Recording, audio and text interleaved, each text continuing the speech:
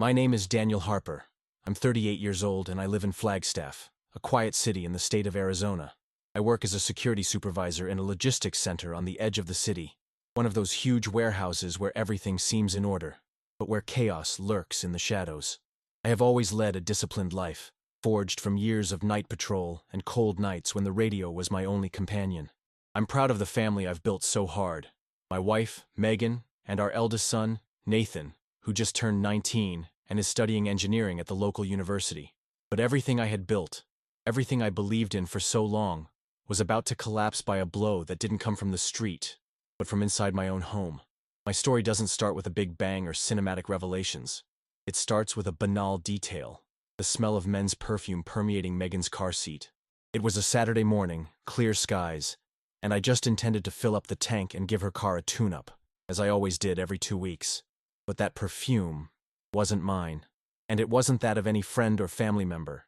It was a sickly, expensive, unmistakable smell. She claimed that a coworker got a ride with her boyfriend, but something didn't add up. Not in that hurried tone, not with that vacant look. That was the first scratch on the perfect painting of our routine. I could have let it go, but something inside me, perhaps the same instinct that kept me alive in risky situations in the past, lit a warning signal that never went away. Megan has always been the type of person who turns heads. Not because of excessive vanity, but because of a certain natural charisma. She was an events coordinator at a luxury hotel in the city, surrounded by well-dressed people, travelers, business people, and public figures. He always told me that the corporate world was superficial, and that he preferred the simplicity of our life together. And for many years I believed it. I believed her when she said that she loved our coffees on Sundays, the simple walks in the park and the nights with repeated series that we watched just to laugh at the same jokes. But now, each of these memories seemed tainted by a doubt that grew silently, consuming my peace. Over the next few days, I began to observe small changes. She started wearing more expensive clothes for work, changed her perfume, and her cell phone, which she used to leave around the house without worry, now lived glued to the palm of her hand. The smile he gave me seemed mechanical. The goodnight kiss tasted like distance. I had no proof, but I felt like something was being hidden, and that feeling consumed me more than any truth ever could, until chance decided to intervene. It was a Wednesday night. Megan said she would have dinner with the hotel team, something last minute, and that she might sleep at a colleague's house so she wouldn't drive tired. It wasn't unusual, but that night I couldn't ignore the knot in my stomach. I called Nathan, who was on campus, and said he was going out to run some errands and not wait for me. And so, I followed the instinct that had guided me since the first day I set foot in the world of security. I drove downtown and parked near the hotel where Megan worked. I waited. For over an hour, I watched the entrance, trying to convince myself that I was exaggerating, until she left. Dark blue dress, high heels, light makeup. Beautiful as always. But I wasn't alone. A man walked out next to her, smiling, with his hand casually placed on the small of her back, as if he owned the world. And her. I didn't know him, but his manner, his proximity, his naturalness, said everything I needed to know. They got into a sports car and disappeared into the night. I drove home with my hands shaking on the steering wheel. The confirmation of what I feared didn't bring me relief, just a cruel emptiness, as if a piece of me had been ripped out. I could have confronted Megan right then. I could have followed the car, made a fuss. But years of dealing with critical situations have taught me that blind rage and despair are poor advisors. If there was anything I needed right now, it was information, of control, of strategy. And that's when the story really began.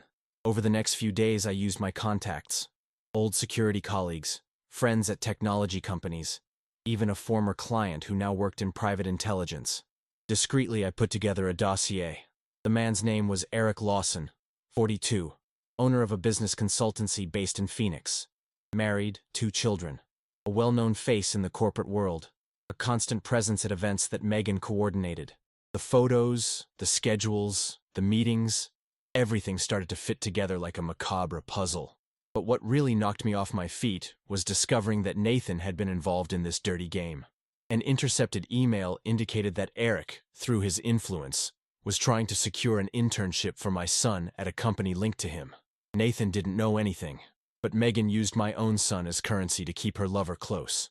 It destroyed me in a way that no marital betrayal could. My mind started to work at a different pace. I didn't just want answers, I wanted justice. But not in the traditional way, not in the courts, where people like Eric sneak in and get out clean. And it was at that moment that an old memory came to mind. A name, a debt, a past buried but never forgotten. And that's when the falling of the mask really begins. The reconstruction of the man everyone thought they knew, and the emergence of the man no one expected to face. The next day, before the sun rose, I was already in my makeshift office in the basement, where I kept my old equipment and folders of documents that not even Megan knew existed. I have always been methodical with information. Since working in high-risk property surveillance, I have learned that every detail can be crucial. Now I use this skill to map the movements of the woman I slept with for almost 2 decades. Eric Lawson wasn't just any lover. As my contact in Phoenix revealed, he had a reputation for solving problems for big business people. He advised executives to clear the way before major mergers. He bought judges. He pressured competitors with secret dossiers. He was part of the type of people who believe that the world is a board, and ordinary people, disposable pieces. I also discovered that Megan and Eric had been seeing each other for at least 8 months. The scariest thing, she had opened accounts in her maiden name, made considerable transfers, bought an apartment in Scottsdale, far enough away to live a second life. Meanwhile, at home, she acted as if nothing was happening. I prepared coffee, asked about Nathan, left loving messages stuck to the refrigerator door. Each gesture gnawed at me inside, but I remained silent. Strategic silence. Every fake smile she gave me fueled my determination to get justice, not just for myself, but for Nathan. For everything we built with honesty, for my own dignity. That Friday, while Megan was at work, I picked up Nathan from university so we could have lunch together. He looked tired, his eyes marked by sleepless nights. We sat in a discreet restaurant, the kind where no one pays attention to anyone, perfect for the difficult conversation I needed to start. I told him that I had discovered serious things about his mother, but I asked him to trust me.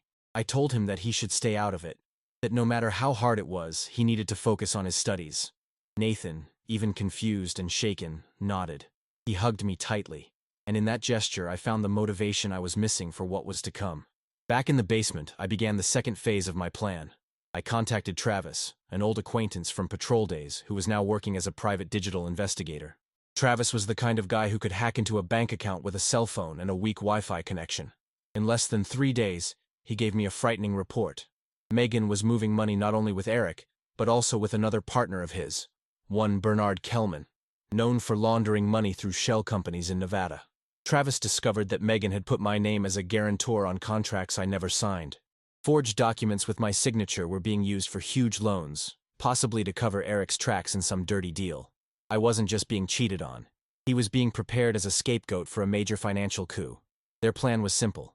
Leave me with unpayable debts, lose my house, my car, my savings, and everything legally. And that's when I realized this was no longer about marital betrayal. It was a conspiracy, a clear attempt to destroy my life. And the only thing keeping me from being completely crushed was time.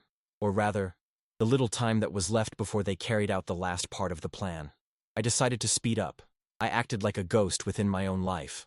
I contacted a trusted lawyer, a friend of my brother, to start a discreet separation process with urgency clauses. At the same time, I passed Megan's name to check for forged documents. The lawyer, upon reading Travis's report, was silent for a few seconds before saying, "Daniel, if you had waited another week, you would have been signing your own ruin." While all this was happening, Megan went about her normal-looking days. But his eyes began to reveal uneasiness. Maybe she felt like something had changed. Maybe my silence gave the wrong impression. Or maybe the plan was really close to completion, and she was nervous that something would go wrong. I don't know. What I do know is that one night, while she thought I was sleeping, I heard her on the phone, locked in the bathroom, saying something like, "He's going to sign the papers at the end of the month. After that, we disappear." That confirmed everything. She thought I was tamed. She thought she could erase my life with a stamp and a car ride. The next day, I told Nathan to spend a few days with his grandmother, who lived in Tucson. He said he needed time to resolve personal issues. He didn't question it. He picked up his backpack, kissed my forehead, and left. When his car disappeared down the road, I felt like I was alone for the first time in years. And that was exactly what I needed for what came next. I went to the company where Megan worked and waited in the parking lot. I saw her come out, next to Eric, again. But this time, something was different. She didn't look happy. The smile was forced. The touch between the two was cold. I discreetly approached the car and took photos.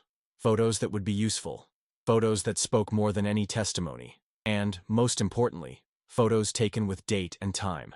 I returned home, organized the documents, photos, intercepted emails, saved messages. I was ready for the next step, unmasking Megan in front of her own network of allies. I knew Eric had a structure of influence, but every structure has a weak point, and theirs was arrogance. The certainty that no one would dare face them. That same night, I received a call that took me out of control for a moment. It was Travis. He had tracked a conversation between Eric and Bernard, intercepted via a security flaw in a corporate application. The audio was clear. They talked openly about burying Daniel with legal documents. They laughed. Eric said, "It'll be like pushing a fool off a cliff. And the best part? He'll be grateful for the fall." Travis sent me the file. I listened to it once, twice, 3 times. My body was shaking. That was final proof that I wasn't fighting a simple case of infidelity. I was dealing with criminals who played with other people's lives as if they were pieces in a dirty game. And me? I was just another disposable piece on their board. But that was about to change. The next morning I sat in front of the mirror and looked at myself calmly. The aged face, the deep circles under his eyes, the scruffy beard.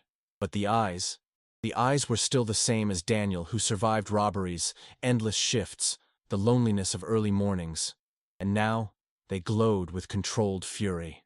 I had buried that side of myself for years. The cold side, the calculator. But he was back. And Megan, Eric, and whoever else was involved were about to discover that the man they set out to destroy was still standing, and more dangerous than ever. The following Sunday, Megan left early, saying she would spend the day organizing an event out of town, which to me now sounded like a badly told joke. What she didn't know was that same morning, I would have a meeting with someone who would change the course of my revenge. Retired prosecutor Harold Kessler, known for his ruthless work against corruption schemes in California in the 1990s. An acquaintance of my lawyer, Kessler now worked as a private legal consultant for fraud victims, and specialized in putting together dossiers for civil and criminal cases, all out of the spotlight. We meet at a low-key coffee shop in downtown Flagstaff. Harold was a soft-spoken but penetrating-eyed man. I took 2 folders, one with the material gathered by Travis, and another with the documents that I was able to prove had been tampered with. He analyzed everything in silence for almost an hour. At the end, he looked up and said, "You have material here not only to destroy this woman and her lover legally, but also to put them behind bars." His words were spoken with technical coldness, but to me, they sounded like a sign of redemption. With the help of Kessler and my lawyer, we began putting together a complete dossier that included document fraud, attempted embezzlement, business collusion, and abuse of family trust. Everything detailed, chronologically organized, with attachments, audios, prints, photos, and a solid narrative line. This dossier would be forwarded not to local police, but to a state task force investigating money laundering and corruption among business people in Arizona. The tastiest detail? One of the shell companies linked to Eric was already in the investigation's crosshairs, which made our evidence package the finishing touch prosecutors needed. But before that, there was a personal part that I needed to take care of. I called Megan for a chat early in the evening. I said I wanted to resolve things peacefully, and she, with her typical superior air, accepted without hesitation, perhaps thinking she finally had me under control. We sat at the kitchen table, exactly where we had been drinking coffee for years. She pretended to be calm, but her eyes didn't stop moving.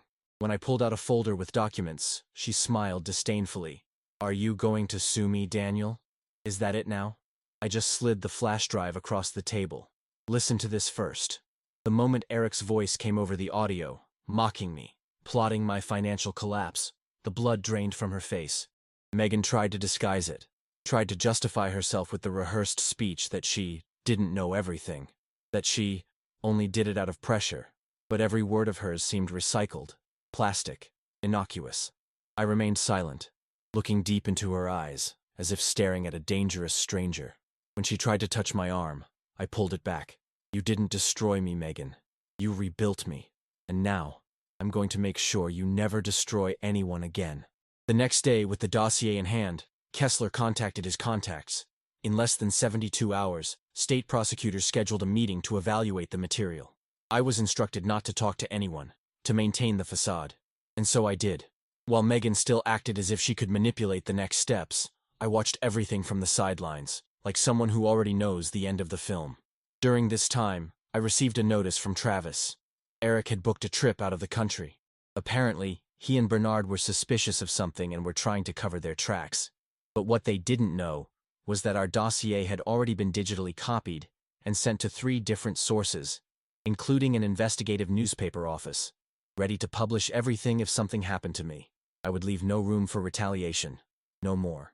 As the siege closed, something unexpected happened. Nathan came home earlier than expected, worried about me. I still intended to spare him the details, but the boy was more mature than I thought. I sat with him in the room, calmly, and told him what was happening. His face, upon hearing the truth about his mother, went through all the stages of disappointment. But in the end, he hugged me tightly and said, "You're more of a man than anyone I know. I'm with you, Dad." And with that sentence, he sealed the last emotional gap that still made me hesitate. The following week, everything came crashing down. For them. Megan was summoned to give a formal statement about irregular financial transactions. Eric's company was the target of a search and seizure warrant. Bernard disappeared from the map. And me? I remained silent, present, but distant, like a shadow they never saw approaching. My name has been cleared, my accounts protected. The house would revert to my name after the divorce. And most importantly, my integrity remained intact. But there was still one part I couldn't forget. The feeling of having been used, deceived, discarded. And that's why I decided to record everything. Yes, I recorded my story in the most honest and raw way I could. Not for revenge, but so that other men and women would know that it is possible to resist, that it is possible to fight back with intelligence, that we are not alone. This recording, which you are listening to now, is the legacy of a silent war. A battle fought not with weapons, but with strategy, patience, and dignity.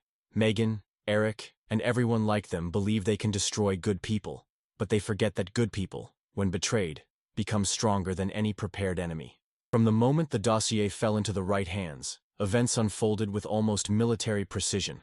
I watched everything from afar, like a strategist who had already moved his pieces and now just watched his opponent crumble. Megan tried everything to escape. First, he tried to convince me to drop the lawsuit, claiming he still loved me. Then, when she realized that I wouldn't give in, she tried to victimize herself in front of Nathan, as if it had all been a misunderstanding, as if Eric had manipulated her. But it was already too late. The masks had fallen, and what remained behind them was uglier than any truth. A week after Megan's formal summons, I got the call I was waiting for. The prosecutor in charge of the state task force wanted to meet with me in person. The meeting was in an inconspicuous building in nearby Prescott, far from the spotlight of Flagstaff. The prosecutor, a serious man named Stuart Halbrook, opened the conversation with a phrase that I carry with me to this day. "Mr. Harper, rarely have we seen a private citizen put together a case with such precision and cold-bloodedness. What you did here wasn't just surviving an attempted destruction. It was acting with intelligence and honor." Stuart explained to me that Eric Lawson had been investigated for almost 2 years, but that he had never left any traces that could be used in court. My material was the missing key. The messages, audios, documents, and especially the financial transactions linking Megan to the laundering schemes were the link that connected Eric directly to the crimes. The formal investigation was opened under secrecy, and the first arrests began soon after. Bernard Kellman was the first to be arrested, at an airport in Las Vegas, trying to board with a false identity.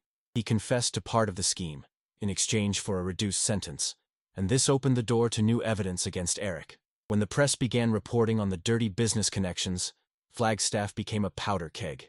Executives were removed, companies were paralyzed, and Megan's name appeared in a local investigative report associated with the accounts used in the embezzlement.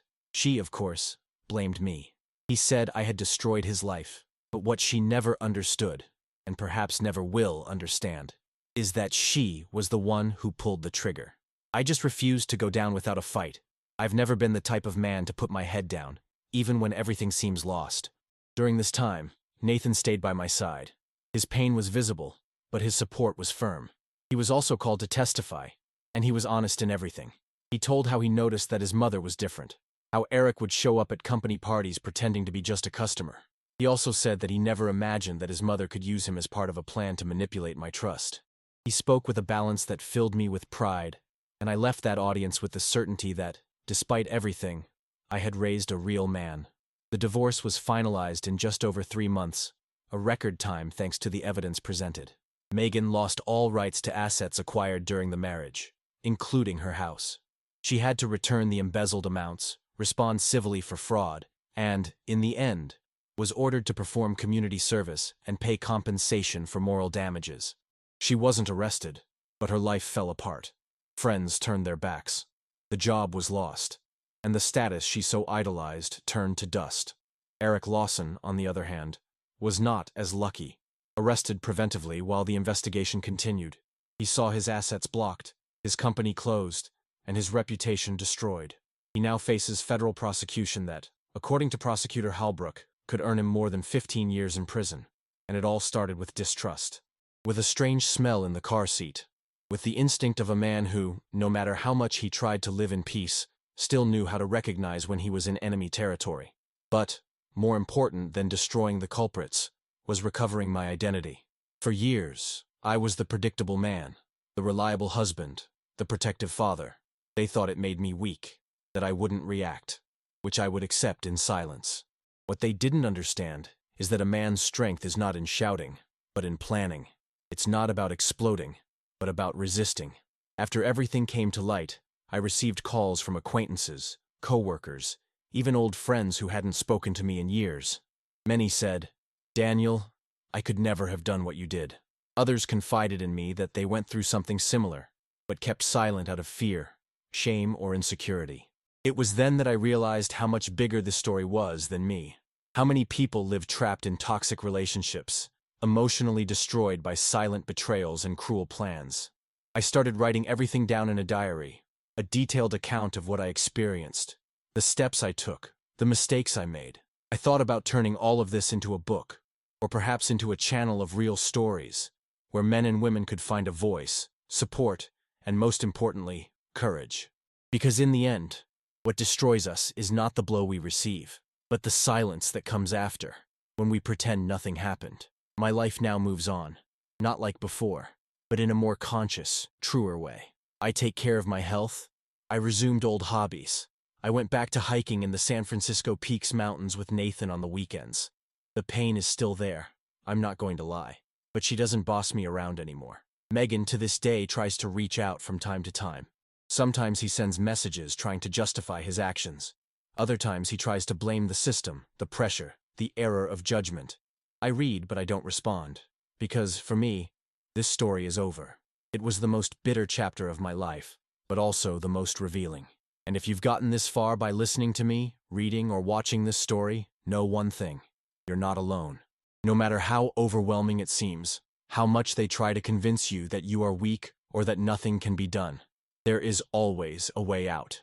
There is always a way, even if it is dark, difficult, and lonely. All it takes is courage to take the first step.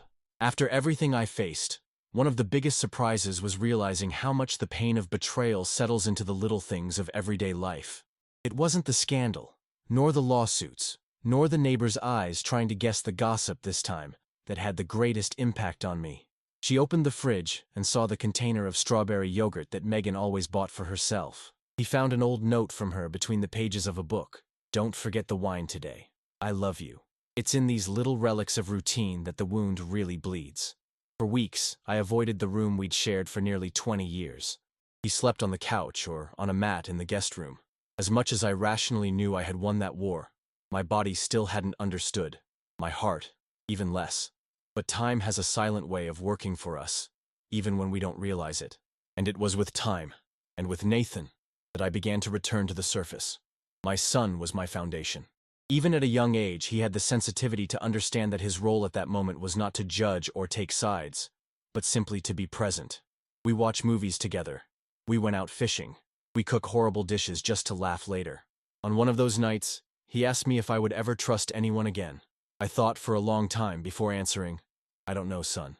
But I know that trust isn't born ready-made. It's built, like a house. And sometimes to build it again, we need to demolish everything." I went back to taking care of myself. I replaced the sofa with a decent mattress, renovated the bathroom, painted the walls. Each hammer blow, each brushstroke was like a gesture of regaining my space, my history. I reconnected with old work contacts and, with the help of an old colleague, I started providing residential security consultancy. It was different from the suffocating routine of the logistics center, and it gave me more freedom. Plus, it helped other people feel safe, something I knew firsthand how important it was. Over time, some people started sharing their stories with me. Men who were betrayed, deceived, manipulated. Women who have had their financial lives destroyed by dual spouses. Young people who grew up in homes where lies were part of the furniture. Each story I heard reinforced my conviction. Telling my story was not just an outburst. It was a form of liberation, mine and others.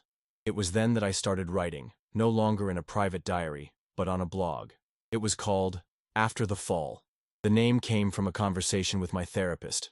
Yes, I sought professional help, and I recommend it to everyone. He told me something I've never forgotten. What matters is not the fall, Daniel. It's what you do after you get up. The blog quickly gained followers, comments, and emotional reports. People from all over the country, including from abroad. Men thanking you for showing that there is no shame in being a victim. Women saying they now understood what their parents or siblings had experienced. That touched me deeply. But the biggest impact came one Saturday afternoon, when a woman named Claire wrote to me. She said she had gone through something similar, a sham marriage, where her husband cheated on her and even involved her in tax crimes. She had been judged by her family, by her own son, and was fighting to rebuild her dignity. His words had the same pain as mine, but also the same courage. We talked for weeks, exchanging confidences, fears, hopes, and when we finally decided to meet, it was as if two tired souls found shelter in each other. Claire didn't arrive to cure me. She didn't have that role, and I didn't need someone to rescue me, but she was an honest presence. Someone who understood without me having to explain. We laughed a lot. The kind of laugh that only those who have been through hell can let out after they return. We talk about our failures without shame. And little by little we realized that maybe life had dropped us into the same hole just so we would find ourselves at the bottom. Of course, there are still difficult days. There are nights when I wake up in the middle of the night and wonder how I got here. But as I look at Claire sleeping peacefully, as I see Nathan preparing for an important internship, as I open my inbox full of stories and thanks from people who read the blog, I understand. I got here because I didn't give up, because I faced rock bottom without becoming like those who tried to throw me there. Megan, I honestly don't know where it is. I know you moved from Flagstaff. I heard rumors that he's in Denver trying to start over. I hope you can. Not because she deserves it, but because I deserve to not carry this weight anymore. Hatred is too heavy a chain for anyone who wants to move forward, and I want to. I am. The other day, I ran into an old friend from my time working in night surveillance. He told me, "You are another man, Daniel." And he was right. I'm not the same anymore. I'm someone who saw their life fall apart from the inside and still had the strength to rebuild from scratch. Someone who turned pain into purpose, who turned revenge into justice, and who finally understood that starting over is not losing. It is choosing to live more truthfully. In the following months, the After Fall blog stopped being just a space to vent and became something bigger than I ever imagined. People began to share their own stories there, as if that virtual environment had become a silent refuge for those who never had the chance to be heard. They were stories of pain, yes, betrayals, blows, emotional manipulations, but also of overcoming, justice, and above all, rebirth. It was in this context that I received a message that left a deep impression on me. An Oregon man named Paul wrote that he was about to take his own life when he found my text one sleepless morning. He had also been betrayed, involved in a scam by his ex-wife, and felt that his existence no longer made sense. But as I read my story, something changed. He said, "I understood that I wasn't the problem, that I wasn't weak, I was human." That hit me like a punch in the chest. That's when I realized, with absolute clarity, how much our pain, when shared honestly, can save lives. I then started recording simple videos, with my cell phone camera, talking about some excerpts of what I experienced. Not with dramatization, but calmly, eye to eye, telling what it was like to wake up after the betrayal, what it was like to look at my son without knowing how to explain that everything he believed was a lie, what it was like to overcome the instinct to destroy everything with your own hands, and choose to rebuild with intelligence. These videos gained traction, views increased, the comments multiplied, and each new report I received became fuel to continue. I was still surprised by the number of men who lived in silence, men who were raised to believe that they had to endure everything, that they could not weaken, that airing dirty laundry was for weak people. Many of them lost everything: homes, children, dignity, and what's worse, they lost faith in themselves. Because society often does not recognize men as victims. But they exist. I exist. And everyone who found my story saw themselves in it. This created something bigger, a community. A silent chain of support began to form, and that was, for me, stronger than any revenge. Claire, who was at my side with sensitivity and honesty, encouraged me to take a bigger step. She said, "You have something that few people have, Daniel. A truth that doesn't need shouting to be heard. Don't waste it." It was with her that I organized the channel's first live, with the title, "When Betrayal Saves You." More than 1,800 people watched live. In the comments, stories intertwined. People of all ages, genders, and places saying, "That happened to me too." The emotion was so much that I could barely finish the broadcast. I cried, and not out of sadness, but out of relief. Because finally I knew my suffering was not in vain. And it was at that moment that I understood the real power of my journey. It was no longer about Megan, nor about Eric, nor about the forged documents, nor about the house taken or the love betrayed. That was already in the past. What I had now was present. It was purpose. They were real people, connected by a similar pain, looking together for ways to transform ruin into foundation. The most curious thing was realizing that my story also started to attract those who, at some point, were the villains in other stories. People who had betrayed, deceived, manipulated, but who were now trying to understand the reasons for their actions. One woman wrote to me saying, "I was someone's Megan, and I regret it every day."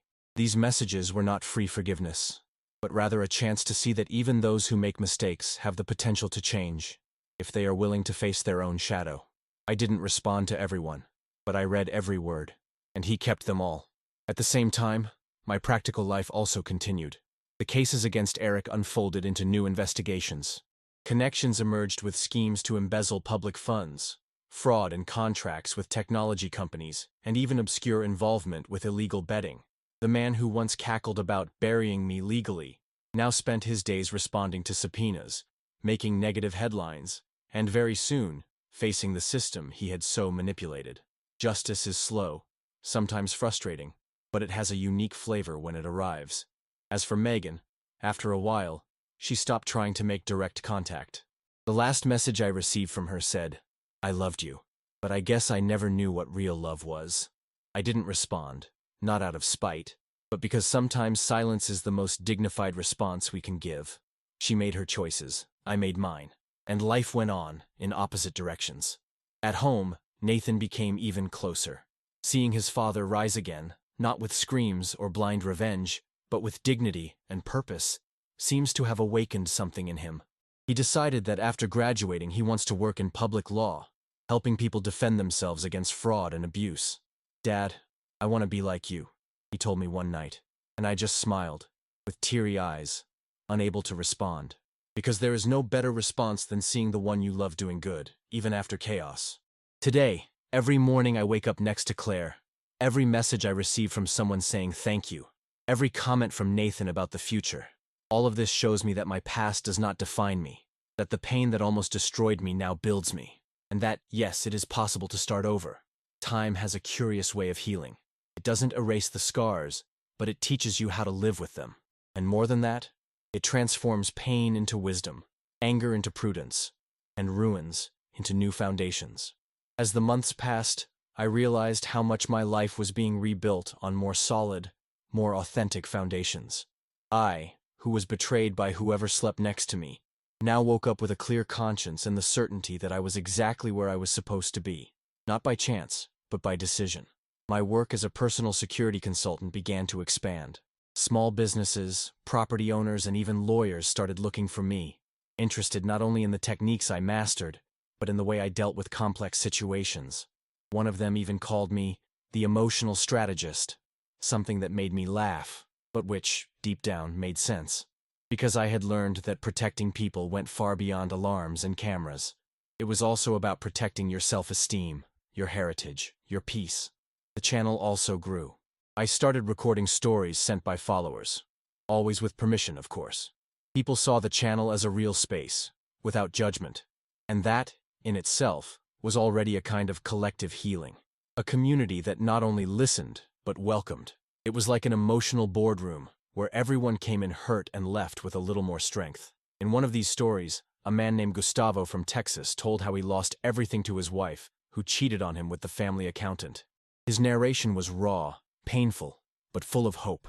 And at the end, he said, "Daniel's story made me get up from my chair and act. I didn't need to be a hero. I just needed to react." Words like that are priceless. Claire started to help me with the behind-the-scenes work on the channel. She, with her firm calm and sharp eyes, edited videos, organized emails, took care of the part that I never had the patience to deal with. We became a real duo. Not as a showcase couple, but as partners in real life, where there is room for silences, difficult days, and new beginnings. We never promise ourselves happily ever after. We just commit to the truth. And that today is worth more than any romantic vow. Nathan, in turn, was accepted into an exchange program and traveled to North Carolina. He told me he wanted to learn about new realities, understand how laws applied in different contexts. "Father, you taught me that justice begins with courage. Now I want to learn how it is built." It was difficult to see him go, but at the same time, it was the biggest proof that I did the right thing. That even in chaos, even injured, I was an example of dignity. I'm not going to lie and say that everything magically resolved itself. There are still days when my memory betrays me, when I find myself reliving old dialogues or wondering at what exact point Megan stopped loving me. But these moments pass, because now I have tools. I have balance. I have a new life. At one point, Prosecutor Stuart Halbrook sent me a short message. Sentence confirmed. Eric Lawson sentenced to 18 years in prison, plus 4 years of economic ineligibility. It was the legal outcome that many were waiting for, and that I knew would come. But for me, it wasn't a loud victory. It was silent, like almost everything in this story. A firm final point, but without shouting. A chapter closed, not for revenge, but for justice. One day, walking through a park in Sedona with Claire, she asked me what I really felt when I looked back. I thought for a few minutes before responding, "Thank you." She looked at me in surprise. "Gratitude?" he repeated. And I explained, "Yes, because betrayal showed me who I was. It freed me from a life based on appearance. It reconnected me with my son. It allowed me to get to know you. And it gave me a voice that helps others not be silent." Claire smiled, took my hand, and we followed the path. Today, my house is different. Literally. I moved to a smaller, cozier property with views of the mountains. We planted a vegetable garden in the backyard. We adopted a dog. And every Friday, we have a simple dinner with old music, cheap wine, and lots of conversation. I no longer need luxury or recognition. Just peace. And this, I conquered with sweat, tears, and courage. The story you are hearing is not about a man betrayed. It's about a man who decided not to let betrayal define his story, who understood that falling is human, but getting up, that is the true act of courage. Sometimes, on quiet Flagstaff nights, I sit on the porch with a cup of tea, look up at the clear Arizona sky, and remember everything that happened. The pain, the blows, the sleepless nights, Nathan's eyes full of unanswered questions, Megan's face full of secrets, and Eric Lawson's calculated coldness. All of this today seems like part of a distant life, as if I had lived it in another body, in another soul. But I know it was me. I lived every second, and it was this journey that brought me here. They say every man carries invisible scars. Mine, today, are marks of overcoming. They were forged in the fire of betrayal, the ice of indifference, the steel of strategy, and the silence of resilience. I'm no longer the same man who woke up early to fill the tank of his wife's car, without knowing that she planned to erase him from her own history. I'm not the same person who believed that loyalty was a one-way street. I'm someone else. More aware. Lighter. Stronger. Claire and I followed together.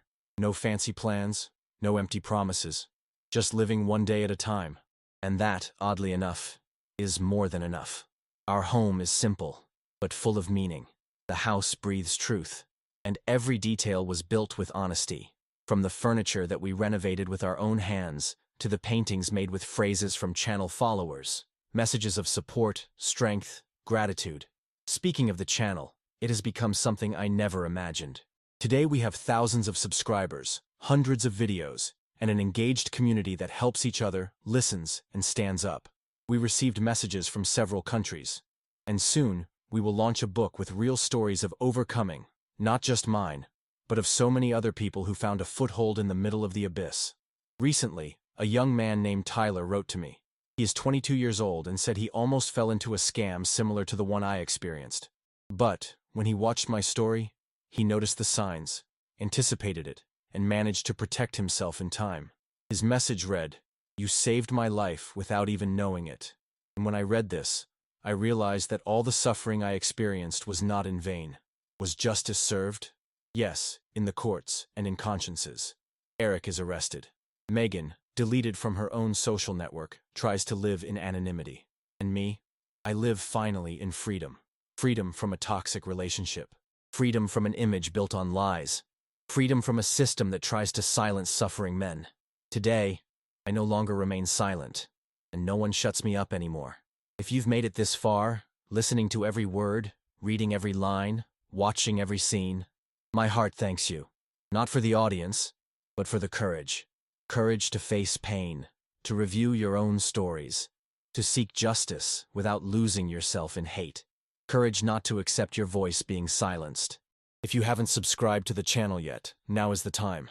Not because it's an obligation, but because here, you'll find much more than stories. You will find welcome, truth, and above all, a community ready to listen to you. Every subscription, every like, every comment strengthens this space and allows it to reach more people who are, right now, living in the dark. And enjoy and tell us here in the comments. Have you ever been through something similar? We want to hear your voice. Here, no one is alone. Your story matters. Your outburst is welcome. And if you think no one will understand, remember, we've been where you are. And together, we will go much further. Thank you for being part of this. Thank you for believing that even after the biggest fall, it is possible to rise stronger than ever. See you in the next video.